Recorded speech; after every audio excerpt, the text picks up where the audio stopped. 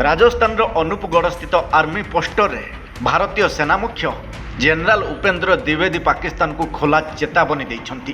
पाकिस्तान जदि मानचित्र रे निज भौगोलिक अवस्थिति बजाय रखिबाकू चाहे तेबे राष्ट्र प्रायोजित आतंकवाद रप्तानी बंद करू, अन्यथा भारत आउ संयम हेबो नाही बोली सेना मुख्य कहिसंती। सेना मुख्य चेतावनी शुणी पाकिस्तान सेना मुख्य असीम मुनीर निद हजि जाइछि।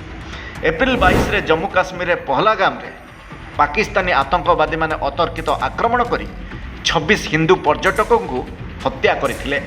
भारतीय सशस्त्र बल यार जवाब देबाकू जाई मे 7 रु 10 पर्यंत ऑपरेशन सिंदूर चलाइथिला। एही सामरिक कार्यानुष्ठान रे पाकिस्तान और पाक अधिकृत काश्मीर स्थित अनेक आतंकवादी निहत हेबा सह सेमानक भित्तिभूमि ध्वस्त विध्वस्त हो जाइथिला। सेबेटू दुई पड़ोशी राष्ट्र मध्य स्थल सेना मुख्य जनरल द्विवेदी राजस्थान अनुपगढ़ इस्लामाबाद को कड़ा चेतावनी देइछंती। द्विवेदी कहिसंती भारतीय बल एथर ऑपरेशन सिंदूर 1.0 भली संयम हेब नाही। पाकिस्तान भूगोल रे रहिबाकू चाहे कि नाही ता स्थिर करू। जदि रहिबाकू चाहे तेबे राष्ट्र प्रायोजित आतंकवाद बंद करने जरूरी। जवान को संबोधन बेले द्विवेदी आहरी कहिसंती जदि भगवान को इच्छा थिबो तेबे आपण माने शीघ्र एक सुजोग पाइबे, एथिपई प्रस्तुत रुहंतु।